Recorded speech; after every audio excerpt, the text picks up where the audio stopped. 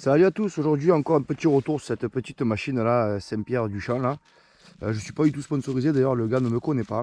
Mais on m'a souvent fait la demande comment je fais pour avoir des bois, du bois coupé de façon équilibrée, soit en 50, soit en 1 mètre, etc. Et ben, je vous montre, c'est tout simple. Regardez, il y a un trou dans le guide là, vous voyez. Et moi j'utilise ça. Je me suis fabriqué maison, hein. J'ai préféré le faire en bois. Il y en a qui prennent des tiges filetées en fer.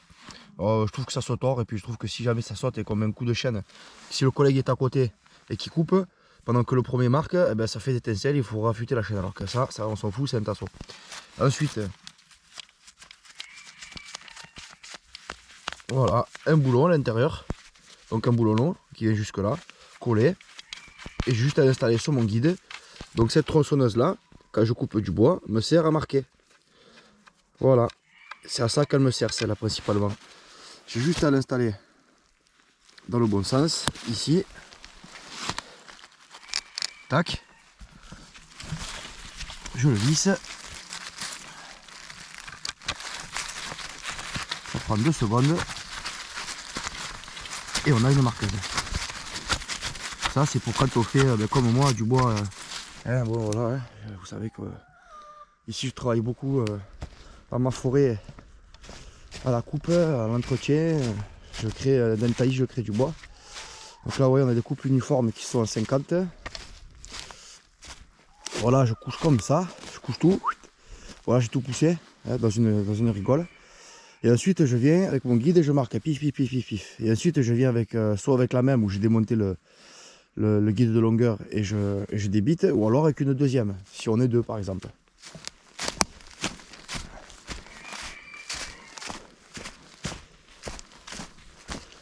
Bon, pour ceux qui m'ont demandé aussi le retour sur le bois, en gros, sur 5000 m², j'arrive à sortir 6-7 stères par an, en replantant et en entretenant justement le taillis.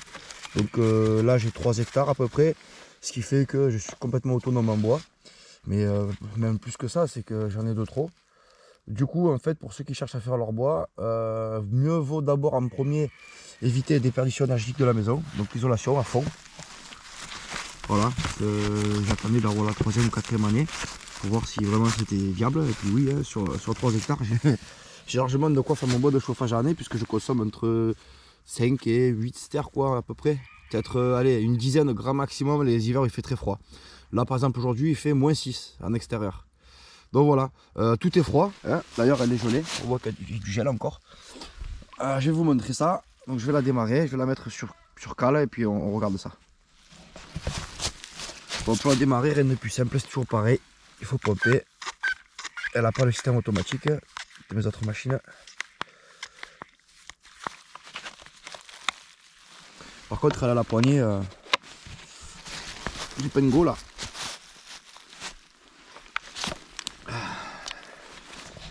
Voilà, avec une main, on va essayer. Pas besoin de se faire mal. Si je mets un coup de poing à la caméra.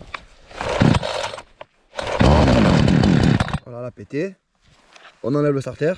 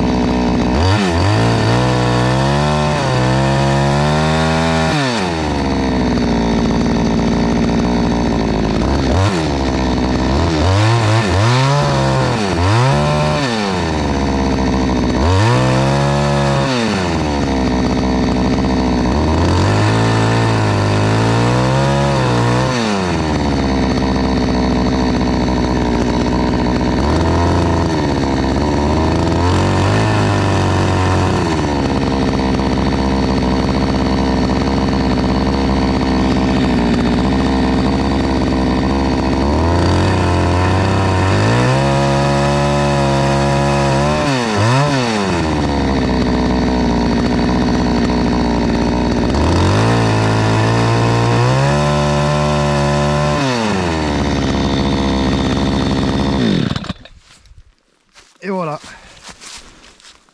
Mon bois peut être rangé de façon uniforme. C'est surtout ça en fait. C'est pas forcément de faire du... Vous voyez, tout est en 50. Je peux empiler. Donc pour faire ma tête de rangement de bois, je vais venir empiler la première comme ça. Vous voyez, la première, tac tac tac. Et ensuite je vais empiler dans ce sens là, de façon à ce que ça tienne bien. Voilà comment on fait, c'est tout simple. Il n'y a pas besoin d'être grand philosophe. Et voilà, une perche rapide. Voilà, je l'ai fait avec la même machine. J'ai pris le temps de démonter.